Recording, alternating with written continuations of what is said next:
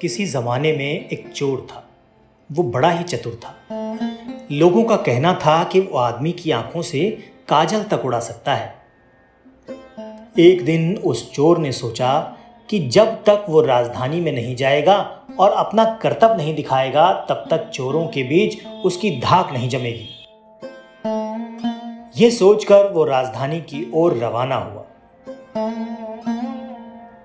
और वहां पहुंचकर उसने ये देखने के लिए नगर का चक्कर लगाया कि कहां क्या कर सकता है।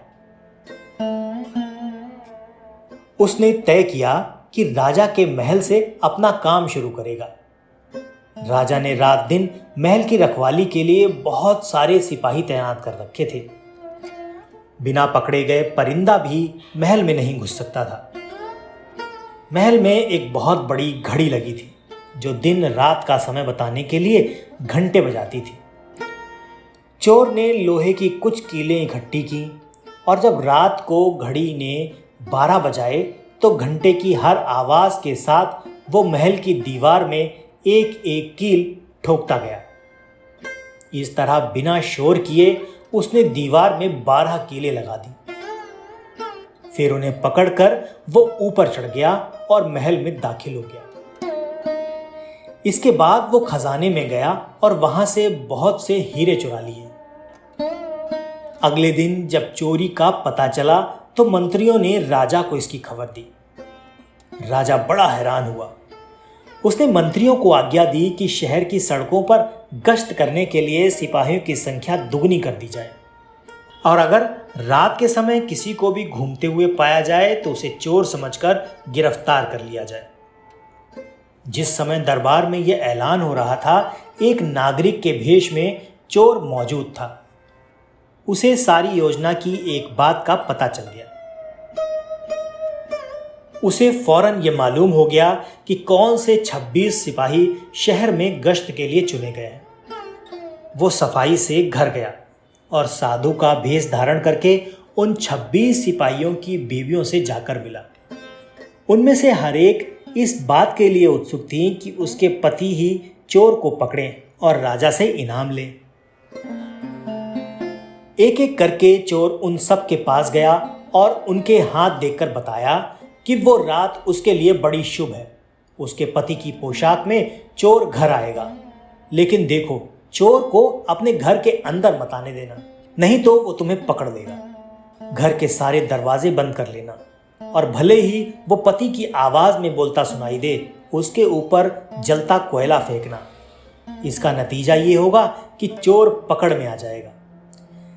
सारी स्त्रियां रात को चोर के आगमन के लिए तैयार हो गईं। अपने अपने पतियों को उन्होंने इसकी जानकारी नहीं दी। इस बीच पति अपनी गश्त पर चले गए और सवेरे 4 बजे तक पहरा देते रहे। हालांकि अभी अंधेरा था, लेकिन उन्हें उस समय तक इधर उधर कोई भी दिखाई नहीं दिया। तो उन्होंने सोचा कि उस रात को चोर नहीं आएगा। ये सोचकर उन्होंने अपने घर चले जाने का फैसला किया। ज्यों ही वो घर पहुंचे, स्त्रियों को संदेह हुआ और उन्होंने चोर की बताई कार्रवाई शुरू कर दी। फल ये हुआ कि सिपाही जल गए और बड़ी मुश्किल से अपनी स्त्रियों को विश्वास दिला पाए कि वे ही उनके असली पति हैं और उनके लिए दरवाज़ा खोल दिया जाए। सारे पतियों के जल जाने के कारण उन्हें अस्पताल ले जाया गया। दूसरे दिन राजा दरबार में आया तो उसे सारा हाल सुनाया गया। सुनकर राजा बहुत चिंतित हुआ।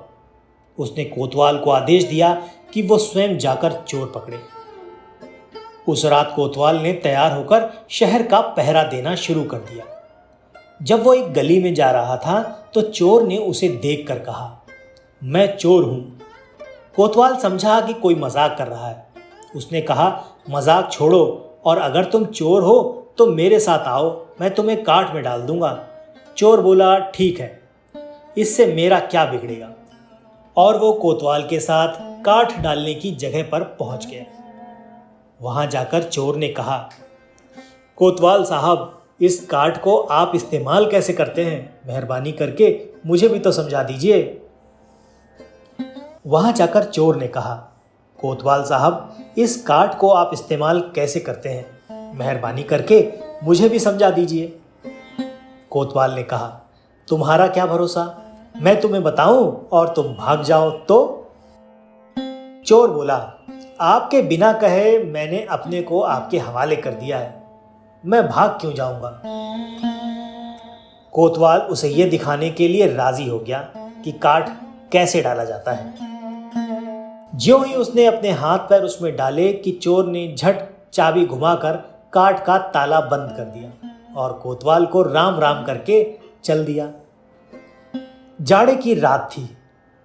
दिन निकलते निकलते कोतवाल मारे सर्दी के अधमरा हो गया। सवेरे जब सिपाही बाहर आने लगे तो उन्होंने देखा कि कोतवाल काठ में फंस गए हैं।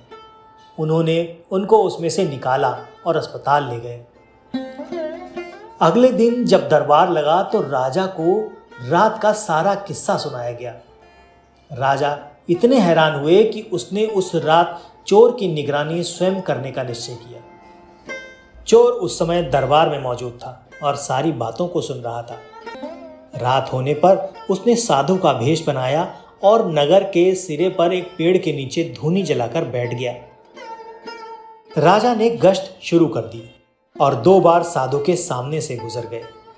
तीसरी बार जब वो उधर आए तो साधु ने पूछा, क्या इधर से किसी अजनबी आदमी को जाते उसने देखा है? साधु ने जवाब दिया, वो तो अपने ध्यान में लगा था।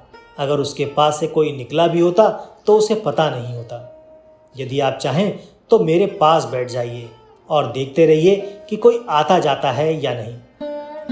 यह सुनकर राजा के दिमाग में एक बात आई और उसने फौरन तय किया कि साधु उसकी पोशाक पहनकर शहर का चक्कर लगाए और वो साधु के कपड़े पहनकर वहां चोर की तलाश में बैठ जाए। आपस में काफी बहस के बाद और 2-3 बार इनकार करने के बाद आखिर चोर राजा की बात मानने को तैयार हो गया और उन्होंने आपस में कपड़े बदल लिए। चोर तत्काल राजा के घोड़े पर सवार होकर महल में पहुंचा और राजा के सोने के कमरे में जाकर आराम से सो गया। बेचारा राजा साधु बनकर चोर को पकड़ने का इंतजार करता रहा। सवेरे के कोई 4 बजने को आए। राजा ने देखा कि ना तो साधु लौटा और ना कोई आदमी या चोर उस रास्ते से गुजरा, तो उसने महल में लौट जाने का निश्चय किया। लेकिन जब वो महल के फाटक पर पहुंचा तो संतरियों ने सोचा राजा तो पहले ही आ चुका है। हो ना हो ये चोर है जो राजा बनकर महल में घुसना चाहता है। उन्होंने राजा को पकड़ लिया और काल कोठरी में डाल दिया। राजा ने शोर मचाया पर किसी ने भी उसकी बात ना सुनी। दिन का उजाला होने पर काल कोठरी का पहरा देने वाले संतरी ने राजा का चेहरा देखा तो राजा को पहचान लिया और मारे डर के थर थर कांपने लगा। वो राजा के पैरों में गिर पड़ा। राजा ने सारे सिपाहियों को बुलाया और महल में गया। उधर चोर जो रात भर राजा के रूप में महल में सोया था, सूरज की पहली किरण फूटते ही राजा की पोशाक में और उसी के घोड़े पर रफू चक्कर हो गया। अगले दिन जब राजा अपने दरबार में पहुंचा तो बहुत ही हताश था।